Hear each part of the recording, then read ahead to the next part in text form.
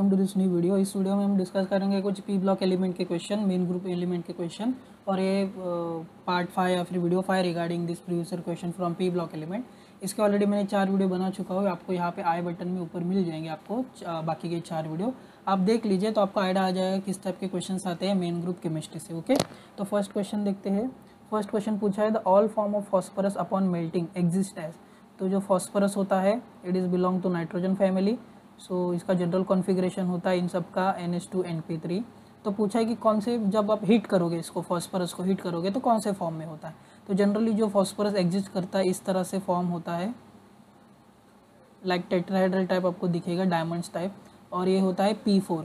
That is जैसे आपका carbon होता है, कार्बन आपका टेट्राहेड्रल में 4 बॉन्ड बनाता है, जैसे डायमंड में आपको मिलता है 4 बॉन्ड बनते हैं, उसी तरह एक कार्बन दूसरे और 4 कार्बन से अटैच होकर टेट्राहेड्रल बनाता है।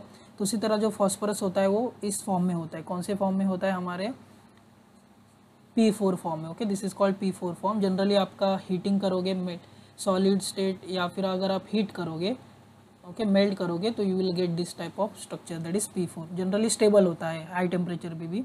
लेकिन अगर अगर आप इसको बोलते हैं ब्लैक फॉस्फरस, ये जनरली कैसे मिलता है? जब आप वाइट फॉस्फोरस को बहुत हाई डिग्री पे हीट करते हो, अबाउट 1000 या about 800 degree Celsius, you will get connected like layer type structure मिलता है आपको, और इसको बोलते हैं ब्लैक फॉस्फोरस। ओके, तो जनरली जो मेल्ट होने के बाद फिर भी जो स्टेबल स्टेट रहता है वो P4 होता है।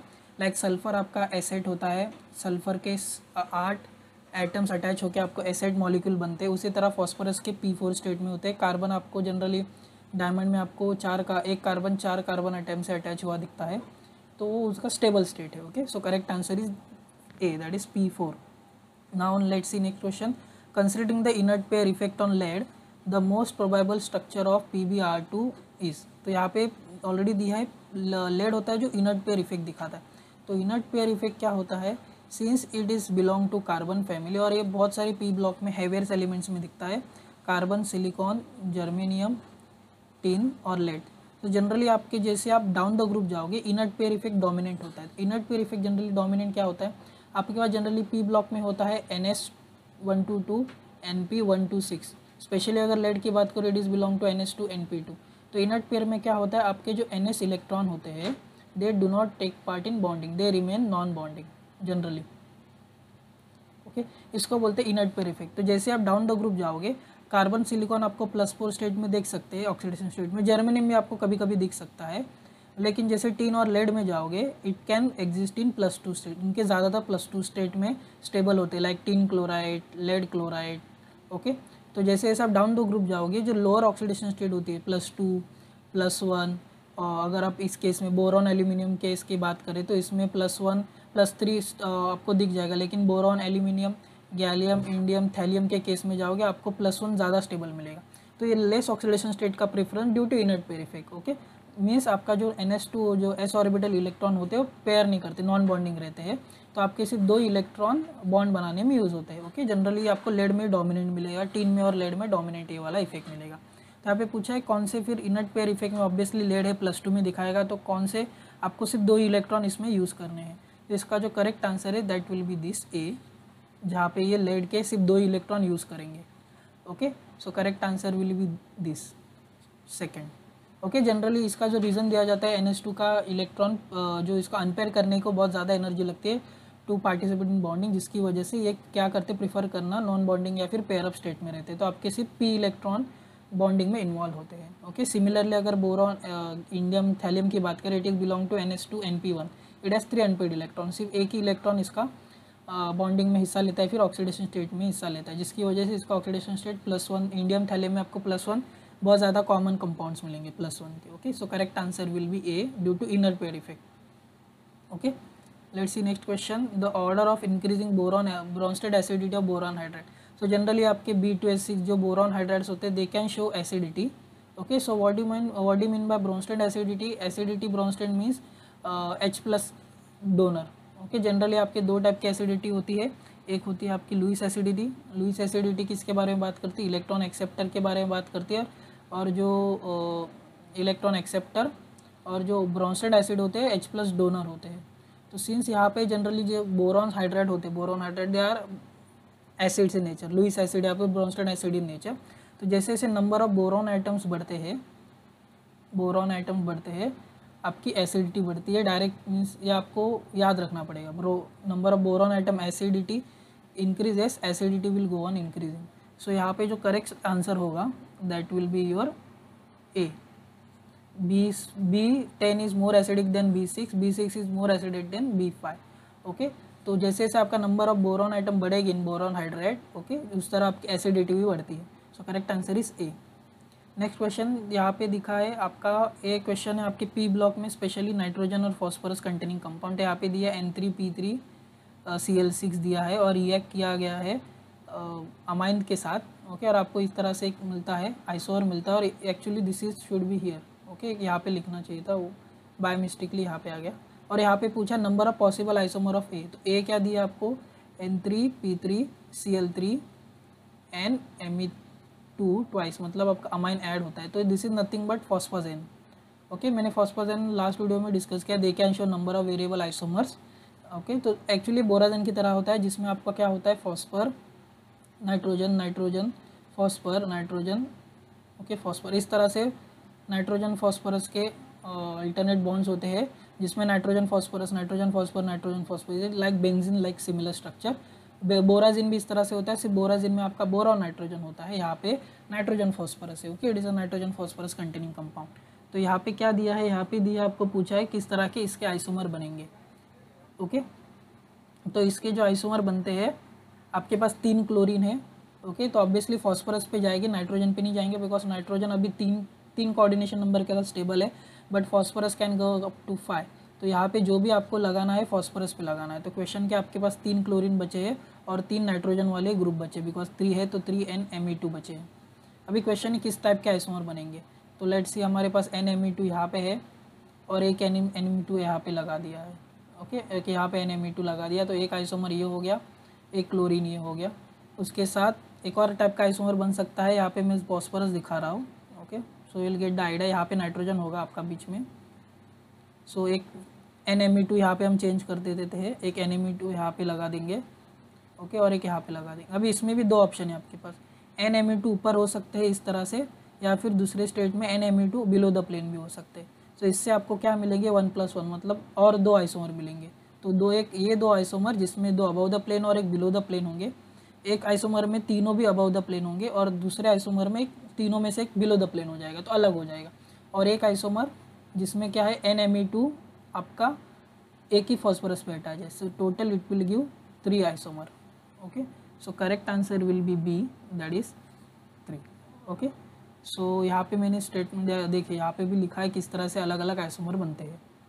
Now let's see next question. ये क्वेश्चन पी ब्लॉक से नहीं, एक्चुअली पीरियोडिक टेबल से है, लेकिन जब आप पीरियोडिक टेबल पी ब्लॉक पढ़ते तो आपको थोड़ी पीरियोडिक प्रॉपर्टीज़ भी उसके बारे में पता होनी चाहिए।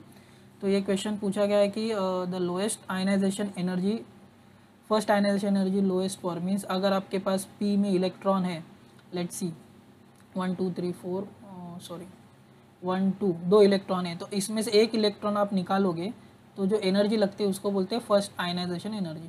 तो किसकी लो होगी, ऑब्वियसली अगर इसका हम जनरल इलेक्ट्रॉनिक कॉन्फ़िगरेशन देखें, इसके लिए आपको इलेक्ट्रॉनिक कॉन्फ़िगरेशन पता होना चाहिए। Let me rub this first. Okay, तो आप इजीली निकाल सकते हो। जनरली जो स्टेबल होते हैं दे बिलोंग, अगर आपके पास हाफ फील्ड कॉन्फ़िगरेशन है, okay, they belong to all P block element. Okay, अगर हाफ फील्ड है या फिर फुल फील्ड है, फुल फील्ड पी ऑर्बिटल है, ओके, तो दे आर मोर स्टेबल, तो इनका IP बहुत ज़्यादा होगा। मोर स्टेबल, तो उनका IP या फिर फर्स्ट IP बहुत हाई होगा, इससे आप इलेक्ट्रॉन नहीं निकाल सकते। ओके, तो ब्रोमीन का देखते it is belong to P block and it is है NH2NP5, means it has 7 outer electron. अगर सेलेनियम की बात करें, it is belong to oxygen family, oxygen selenium, it has NH2NP4। Phosphorus is belong to nitrogen family, it is NH2NP3, और arsenic it is belong to same nitrogen phosphorus arsenic. Okay, so it is also belong to NH2NP3। So अगर देखें, ये तो full filled है सब, अभी आपको देखना है पी ऑर्बिटल में क्या है। सिंस इट इज़ NP3 क्या होता है, आपका हाफ फील्ड होता है, तो ये स्टेबल है, तो इसमें से आप इजीली इलेक्ट्रॉन नहीं निकाल सकते। तो आपका क्या हो जाएगा, आपका P चला जाएगा, आपका आर्सेनिक भी चला जाएगा। अभी क्वेश्चन है ब्रोमीन और सेलेनियम में, और देखिए ब्रोमीन के केस में require only 1 electron to achieve octet, because यहाँ से एक इलेक्ट्रॉन डालोगे तो ऑक्टेट कंप्लीट हो जाएगा। और सिंस ब्रोमीन थोड़ा इलेक्ट्रोनेगेटिव, मीन्स अगर हेलोजन की बात करें they are more electronegative compare to other elements in P blocks, तो क्या होगा, ये एक इलेक्ट्रॉन छोड़ने के बजाय एक इलेक्ट्रॉन गेन करना पसंद करेगा बिकॉज इसका ऑक्टेट कंप्लीट हो जाएगा। ओके, जिसकी वजह से अगर इसकी बात करें, सल्फर सेलेनियम की बात करें, तो यहाँ पे क्या है 1 2 3 4, इसमें से अगर एक इलेक्ट्रॉन निकाल दे it will achieve Np3, so it is more stable. Okay, तो जिसकी वजह से तो करेक्ट आंसर होगा वो सेलेनियम होगा। जैसे आप इसमें से एक इलेक्ट्रॉन निकाल दोगे you will get NpNH2 Np3 which is similar to your nitrogen family configuration. Okay, so lowest ionization energy will be selenium. Okay, correct answer.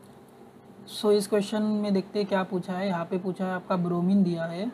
Okay, so bromine react with propanone, Br2 react with propane and nothing but your acetone, form a charge transfer complex, and iodine form react with I minus to give I3 minus, तो ये they show charge transfer complex, तो this implied that they act as a, तो यहाँ पे आपको nature पूछा है acid या बेस की तरह बिहेव करेंगे। ओके, तो ये आपको इसके लिए थोड़ा सा आपको सॉल्वेंट के साथ कैसे कॉम्प्लेक्स बनाता है आपका आयोडीन और ब्रोमीन। तो जनरली जो ब्रोमीन होता है वो डार्क ब्राउन कलर का, मीन्स रेडिश ब्राउन कलर का, डार्क रेड ब्राउन कलर का लिक्विड होता है अगर हम नॉर्मल स्टेबल स्टेट की बात करें। आयोडीन आपका डार्क वॉयलेट कलर का सॉलिड होता है, लेकिन जब जैसे आयोडीन को आप वाटर में डालोगे, अगर मैं एक बात करूँ नॉर्मल केस की, it will change to brown colour. तो स्पेशली जब ब्रोमीन और आयोडीन आप ऐसे इस तरह से डोनर सॉल्वेंट जिनके ऊपर लोन पेयर होते हैं या फिर पाई बॉन्ड होते हैं, this is pi bond, this is lone pair, so it form solute solvent complex type. Okay, solute और सॉल्वेंट टाइप कॉम्प्लेक्स फॉर्म करता है और उनका कलर चेंज होता है। जनरली ब्रोमीन का भी देखें अगर प्रोपेनम में तो कलर चेंज होगा, आयोडीन का अगर वाटर के केस की बात करें तो कलर चेंज होगा। स्पेशली यहाँ पे आयोडीन की बात करें तो यह बनता है ट्राइआयोडाइड आयन। तो इसमें जनरली जब पोलर या फिर डोनर सॉल्वेंट होता है, तो डोनर सॉल्वेंट के केस में आपका चार्ज ट्रांसफर बनता है, आपका वाटर हो सकता है, अल्कोहल हो सकता है, ओके, H2 हो सकता है, या फिर acetone like aldehyde ketone acetone solvent हो सकता है। तो generally they form charge transfer complex. तो ये कैसे एक्सप्लेन कर सकते हैं कि हम ये एसिड की तरह काम कर सकते हैं या फिर बेस की तरह काम कर सकते हैं। तो जनरली इसका इंटरेक्शन किसके साथ जनरली होता है, आपके लोन पेयर जिनके ऊपर लोन पेयर है, आपके ब्रोमीन के या फिर आयोडीन के सिग्मा स्टार एंटी बॉन्डिंग के साथ इंटरेक्शन होता है और तभी आपका वो कलर चेंज होता है। तो इसके लिए आपको थोड़ा इसका एमओटी पता होना चाहिए। तो यहाँ पे इस स्लाइड में मैंने मेंशन किया आपका, देखिए ब्रोमीन का sigma star that is bromine's anti bonding. Okay, bromine का एंटी बॉन्डिंग सिग्मा स्टार, और यहाँ पे जो ऑक्सीजन का sp2 होता है वो इंटरेक्ट करता है आपके, देखिए यहाँ ब्रोमीन और यहाँ पे कीट एसीटोन है तो उसका एंटी बॉन्डिंग क्रिएट हुआ है। तो इसका जो एमओटी बनता है, तो यहाँ पे एंटी बॉन्डिंग है, यहाँ पे बॉन्डिंग है, और सिंस ये थोड़ा इलेक्ट्रोनेगेटिव होगा ऑक्सीजन ब्रोमीन से और आयोडीन से, तो इनका थोड़ा नीचे होगा लेवल में। तो सिंस जो चार्ज ट्रांसफर होगा from oxygen to anti bonding of charge transfer, since यहाँ से एक्सेप्ट कर रहा है ब्रोमीन, तो जो आपका जो ब्रोमीन होगा that can act as a acid, because यहाँ पे चार्ज ट्रांसफर होता है। इलेक्ट्रॉन डेंसिटी कहाँ से कहाँ ट्रांसफर हुई है, ऑक्सीजन से ब्रोमीन तक। तो ऑब्वियसली ब्रोमीन एक्सेप्ट कर रहा है, तो एक्सेप्टर मतलब जनरली लुईस एसिड और एक्सेप्टर इलेक्ट्रॉन एक्सेप्टर करते, तो ब्रोमीन एसिड होता है इसकी वजह से। तो इसका जो करेक्ट आंसर क्या होगा, bromine act as a acid. तो बेस तो चला गया, bromine act as acid, okay, bromine act as a base ये भी चला गया। तो बी और सी में देखते, तो सेम केस में आपका आयोडीन भी इस तरह से आयोडीन का होगा। ओके, आयोडीन भी एसिड की तरह काम करता है। तो जैसे ब्रोमीन आपका एसिड की तरह काम करता है, सिमिलरली आपका आयोडीन भी एसिड की तरह काम करता है। अगर आयोडीन की रिएक्शन देखिए आयोडाइड के साथ होती है तो यहाँ पे इलेक्ट्रॉन डेंसिटी ज़्यादा है। Okay, it has more electron density, तो यहाँ पे जो चार्ज ट्रांसफर होगा आयोडीन से I2 में जाएगा। So correct answer will be that is a B, both bromine and iodine is act as a acid. Okay, so correct answer is B. Let's see next question. Consider PF5, SbF5, PH3 and SbH3। Okay, तो strongest acid and strongest base among this respectively. तो actually question ढंग से पढ़िए, यहाँ से इन दोनों में से एसिड स्ट्रॉन्गेस्ट पूछा है और इन दोनों में से बेस पूछा है। ओके, तो इसके लिए आपको इसकी एसिडिटी और बेसिसिटी पता होनी चाहिए। तो जैसे आप डाउन द ग्रुप जाते हो, ऐसे डाउन द ग्रुप जाओगे इस केस में आपकी एसिडिटी इंक्रीज होगी। ओके, और जैसे आप डाउन द ग्रुप इस केस में जाओगे आपकी बेसिसिटी डिक्रीज होगी। You will gate basicity decrease and acidity increase. So reversible order है। तो जैसे आप नीचे जाओगे एसिडिटी बढ़ेगी, तो इन दोनों में से जो एग्जैक्टली करेक्ट क्या होगा, आपका SbF5 स्ट्रॉन्गर एसिड होगा। तो कहाँ पे स्ट्रॉन्गर एसिड, देखिए strong acid and strong base, तो फर्स्ट आपका स्ट्रॉन्ग एसिड है, तो ऑप्शन देखिए आपके पास PF और SBF5, तो आपका जो करेक्ट आंसर होगा SBF5 होगा इन दोनों में से। ओके, और इसके साथ क्वेश्चन क्या अभी एंटीमनी हाइड्राइड होगा कि ये PH3 होगा, so this will be the correct answer, that is B. Since जैसे जैसे नीचे जाओगे ammonia is a more basic amount, इन तीनों हाइड्राइड में से अमोनिया सबसे ज़्यादा बेसिक है, और इसके नीचे जाओगे तो थोड़ा बेसिसिटी कम होती है। Okay, so correct answer is B, that is antimony pentafluoride more acidic and PH3 is more basic. Okay, let's see next question. In compound N3P3F6 geometry around nitrogen phosphor respectively are, तो ये this is nothing but फॉस्फाजेन, तो फॉस्फाजेन की geometry क्या होती है आपकी? Okay, you have nitrogen phosphorus phosphorus nitrogen nitrogen phosphorus double single bond, इस तरह से। अभी क्वेश्चन है जो आपके फ्लोरीन होंगे वो फॉस्फरस पे होंगे, सो बिकॉज आपका फ्लोरीन आपके 5 बॉन्ड बना सकता है, इट कैन गो टू पेंटावैलेंस। तो सिंस यहाँ पे आपका हाइब्रिडाइजेशन देखिए nitrogen is sp2 because it is making double bond, but यहाँ पे आपका जो फॉस्फरस होगा वो 4 बॉन्ड मीन्स 4 से ज़्यादा, so it is belong to sp3। Okay, so sp2 है, so it will go to planar, और जहाँ पे नाइट्रोजन है तो नाइट्रोजन sp2 प्लेनर कौन से ऑप्शन में? नाइट्रोजन sp2 आपका बी पार्ट में है। ओके, और जो correct answer will be this, that is sp3, that is tetrahedral. Okay, so यहाँ पे TBP भी दिया है, बट TBP नहीं बनेगा बिकॉज यहाँ पे 4 ही बॉन्ड है, since this is double bond, और यहाँ पे सिर्फ 4 ही कोऑर्डिनेशन नंबर है, तो 4 के लिए आपके पास TBP नहीं होता। यहाँ पे कंफ्यूज करने के लिए दिया है प्लेनर के साथ TBP के लिए आपको 5 चाहिए, 5 कोऑर्डिनेशन नंबर चाहिए, यहाँ पे 4 ही कोऑर्डिनेशन नंबर है बिकॉज यहाँ पे एक डबल बॉन्ड बना है। Okay, so correct answer is tetrahedral. Okay, तो यहाँ पे sp3 की तरह होगा फॉस्फरस। ओके, तो इसका correct answer is B. Let's see next question. या सो ये क्वेश्चन बहुत बार पूछा जा चुका है P4S3 के ऊपर, सो फॉस्फर सल्फर कंपाउंड के ऊपर। इसके लिए आपको इसका स्ट्रक्चर पता होना चाहिए, स्ट्रक्चर के ऊपर आपका NMR क्वेश्चन भी सॉल्व हो जाता है, बॉन्डिंग के क्वेश्चन भी सॉल्व हो जाते हैं। तो इसका स्ट्रक्चर इस तरह से होता है, phosphor sulphur bond, then phosphor phosphor, एक और फॉस्फर होगा, 4 फॉस्फर, और इस तरह से होता है इसका स्ट्रक्चर। ओके, P4S3, तो यहाँ पे पूछा है X is 2 centre 2 electron bond, तो बस आपको इलेक्ट्रॉन काउंट करने हैं, इलेक्ट्रॉन कितने टोटल कितने बॉन्ड होंगे, 2 सेंटर 2 इलेक्ट्रॉन, मतलब आपको नॉर्मल बॉन्ड काउंट करने हैं। तो इट विल बी 1 2, तो ये सब 2 सेंटर 3 इलेक्ट्रॉन बॉन्ड ही है। ओके, 2 सेंटर 2 इलेक्ट्रॉन बॉन्ड, सो यहाँ पे 1 2 3 4 5 6, तो 6 बॉन्ड यहाँ से हो गए, 7 8 9, तो आपका x इक्वल टू क्या है? x equal to 2 centre 2 normal bond, तो कहाँ पे आपका आ रहा है ऑप्शन? देखिए 9 बॉन्ड कहाँ पे आ रहे हैं आपको? B में 7 आ रहे हैं और A में 7 आ रहे हैं, तो आपको C और D में देखना है। उसके बाद क्या पूछे? N इज़ वैलेंस इलेक्ट्रॉन, बस आपको वैलेंस इलेक्ट्रॉन काउंट करने हैं, कितने होते हैं देखिए। Phosphorus belong to nitrogen family means NH2 NP3, so how many? 5 electron. Okay, तो 5 इंटू 4 कितने हो गए? 20, बिकॉज 4 फॉस्फरस है। Sulphur belong to NH2 NP4 oxygen family, so इसमें 6 इलेक्ट्रॉन, तो 6 इंटू 3 18, बस ऐड कर दीजिए, कितना हो गया? 38। तो आपको एक ही ऑप्शन में जहाँ पे 38 है दैट इज C। ओके, बाकी का आप इस ऑप्शन को x equal to 8n minus n divide by 2 करके देख सकते हैं। आपको x की वैल्यू पता है, ओके, आपको आई थिंक n की वैल्यू भी पता है, आपको 8n निकालना है, तो कैसा हो जाएगा? 2x, okay, 8n minus n, okay, equal to 2x। आपको n पता है, n क्या होगा? 2x plus n divide by 8 हो जाएगा इक्वल टू n, तो इसकी वैल्यू अप्रॉक्सीमेटली आपको 7 ही आ जाएगी बिकॉज दोनों साइड में 7 है, so you will get the 7 value. So correct answer is C. So recent question है, बस आपको स्ट्रक्चर पता होना है, स्ट्रक्चर से आपका पूरा क्वेश्चन सॉल्व हो जाएगा।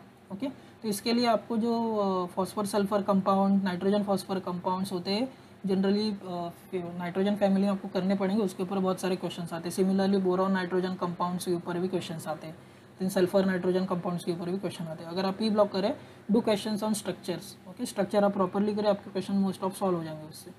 Let's see next question. ये क्वेश्चन बोरॉन फैमिली ग्रुप से आया है, तो इसमें पूछा है आपका B2SC जब रिएक्ट होता है वाटर के साथ और बोरिक एसिड के साथ, ओके सॉरी वाटर और ऑक्सीजन के साथ दिया है, तो A और C related to water statement and B and D related to oxygen के साथ क्या रिएक्शन होती है।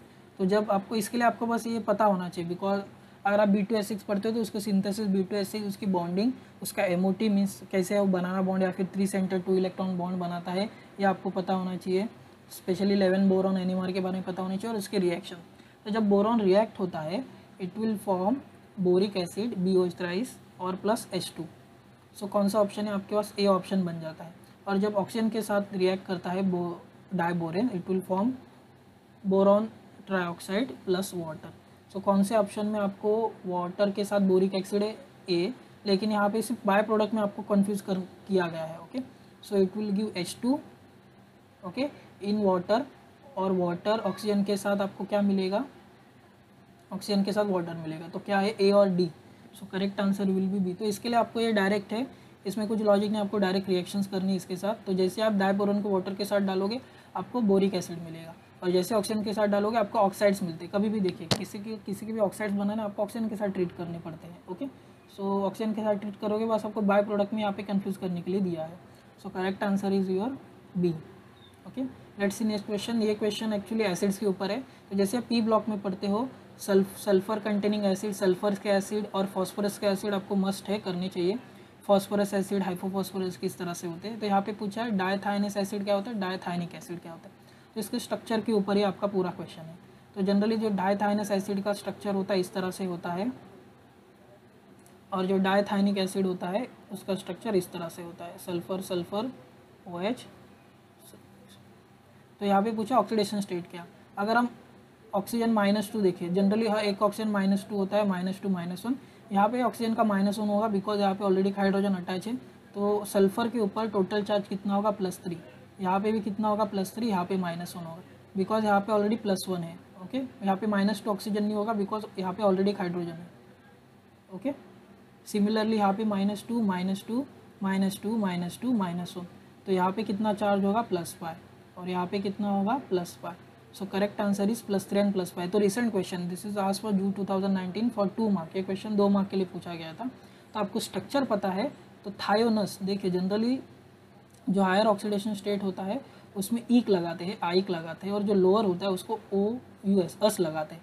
तो ये बात आपको ध्यान रखनी पड़ेगी। सब में दिया है ईक में हायर ऑक्सीडेशन स्टेट दिया है, देखिए उसके बाद अस में थोड़ा लोअर है, लेकिन आपको स्ट्रक्चर पता होगा तभी आप कैलकुलेट कर सकते हो ऑक्सीडेशन स्टेट। कैसे? एक ऑक्सीजन -2 में होगा, दूसरा बार -2 में होगा, यहाँ पे 0 होगा बिकॉज ये सिमेट्रिक है। तो सल्फर सल्फर बोथ आर, इस तरह से आपका नेगेटिव मीन्स न्यूट्रल हो जाएगा। लेकिन यहाँ पे ऑक्सीजन -1 में होगा with respect to oxygen, because already यहाँ पे एक +1 है, तो इसका +1 हो जाएगा। तो टोटल कितना होगा? +3। सिमिलरली इस केस में भी। ओके, तो अगर आप एसिड के स्ट्रक्चर करते हो वेल एंड गुड, यहाँ पे इसके ऊपर भी क्वेश्चन आते हैं। Okay, let's see next question. ये भी उसी के एग्जाम में 4 मार्कर के लिए क्वेश्चन पूछा था सिलिनॉल के ऊपर। तो जनरली सिलिकॉन पॉलीमर्स बनाता है। ओके, जब उसके chlorides, okay, organo silicon chlorides react करते हैं वाटर के साथ to form SiOH bond, silanol बनाता है। तो depending upon different types of silanol आपके चेन फॉर्मिंग मिलते हैं, चेन बनती है, क्रॉस लिंक बनता है। ओके, क्रॉस लिंक पॉलीमर बनता है, या फिर आप उस चेन को टर्मिनेट कर सकते हैं। ओके, तो डिफरेंट अलग अलग टाइप के आपके क्लोराइड्स यूज़ करोगे तो आपको अलग अलग टाइप का पॉलीमर मिलेगा। तो यहाँ पे पूछा चेन फॉर्मिंग किससे बनता है, ब्रांचिंग किससे बनता है, और टर्मिनेटिंग किससे बनता है। तो चेन के लिए मीन चेन बनेगी तो आपके पास मिनिमम 2 ऑक्सीजन होने चाहिए। तो 2 ऑक्सीजन कहाँ से बनेंगे? जब आपके पास 2 क्लोराइड होंगे, बिकॉज जब Cl2 से आप वाटर के साथ रिएक्ट करोगे you will gate SiOH twice. Okay, इसके साथ एक और आप SiOH ट्वाइस के साथ रिएक्ट करोगे आपको सिलिकॉन ऑक्सीजन का बॉन्ड मिलेगा, और साथ ही में यहाँ पे OH बनेगा, यहाँ पे OH बनेगा। तो ये कंटिन्यूसली आपकी चेन फॉर्मिंग होगी। तो चेन के लिए क्या है आपका 2 क्लोरीन चाहिए। ओके, तो 2 क्लोरीन चेन फॉर्मिंग के लिए मिनिमम 2 क्लोरीन चाहिए। तो इस ऑप्शन में है, ये ऑप्शन में है, तो आपका सी में नहीं है। ओके, ABC में। उसके बाद क्या आ गया? ब्रांचिंग। ब्रांचिंग मतलब 3 डायमेंशनल ब्रांचिंग होगी। तो 3 डायमेंशनल के लिए मिनिमम आपको सिलिकॉन होगा, ऑक्सीजन होगा, सिलिकॉन होगा, ऑक्सीजन होगा, सिलिकॉन होगा, ऑक्सीजन होगा, सिलिकॉन होगा, ऑक्सीजन, इस तरह से चाहिए आपको। देखिए ब्रांचिंग के लिए तो मिनिमम यू रिक्वायर 3 ऑक्सीजन। तो 3 ऑक्सीजन कैसे होगे? जब 3 क्लोरीन को रिप्लेस करोगे। तो इसके लिए इसका करेक्ट का आंसर होगा जहाँ पे 3 क्लोरीन हो गए। तो आपका A तो चला गया, C चला गया, तो Cl2 3 क्लोरीन 3 क्लोरीन। अभी क्वेश्चन है टर्मिनेटिंग कैसे करोगे। आपके पास 1 क्लोरीन चाहिए कि क्लोरीन भी नहीं चाहिए। तो जनरली टर्मिनेटिंग के लिए ये यूज़ करते हैं, कौन सा? Cl। पहले आप सिलेन को आप वाटर के साथ रिएक्ट करोगे तो सिलिनॉल बनेगा, इसके साथ एक और सिलिनॉल ऐड करोगे तो आपको एक सिलिकॉन ऑक्सीजन और सिलिकॉन का बॉन्ड मिलेगा। Okay, so correct answer is B। Okay, तो ये क्वेश्चन 4 मार्क के लिए पूछा गया था। Okay, you will find is JD Lee, आपको जेडीली में इसका रेफरेंस मिल जाएगा। Okay, let's see next question. ये क्वेश्चन रिसेंट क्वेश्चन है, तो ये अभी इसके ऊपर ही हमने किया था डायथायनेट और dithionic acid. Okay, this is nothing but your dithionate इससे बनता है डायथायोनस एसिड से, और डायथायनेट बनता है डायथायोनिक एसिड से। तो इससे आप हाइड्रोजन निकालोगे, जो आयन बनते हैं तो उसको बोलते हैं 8 और 8। ओके, तो डायथायनस एसिड से आपका डायथायोनेट बनता है और डायथायनिक एसिड से डायथायनेट बनता है। तो उसका स्ट्रक्चर अभी देखा हमने, इसमें से आप हाइड्रोजन निकाल दो, आपके उसके एनाइन बन जाएंगे। ओके, तो लेट्स सी स्टेटमेंट कौन से करेक्ट है। Both have sulphur sulphur bond, correct. अभी देखा both have sulphur sulphur bond, इस तरह से स्ट्रक्चर होता है। O नेगेटिव, ये डायथायनस है और ये आपका डायथायोनेट है, डायथायोनेट है। Okay, both have sulphur sulphur bond, correct. Both are dianionic, correct. दोनों में भी आपके 2 हाइड्रोजन होते हैं, उसको निकालोगे तो डायनिक बनेगा। Oxidation state of sulphur in +3 and +5, correct. Okay, sulphur in dithionate means इसमें डायथायोनेट मतलब थायोनिक में लोन पेयर होते हैं, which is wrong. Okay, so correct answer is A, इसमें लोन पेयर नहीं होते, इसमें लोन पेयर होते। किसमें लोन पेयर होते हैं? डायथायोनाइट में लोन पेयर होते हैं। ये लोन पेयर जब ऑक्सीजन के साथ रिएक्ट करेंगे तो आपका लोन पेयर खत्म हो जाएगा, आपको ये वाला प्रोडक्ट मिल जाएगा। तो correct answer is A. Okay, so this is about some previous year question regarding p block element. If you like this video, please like the video, share the video, and don't forget to subscribe to my channel.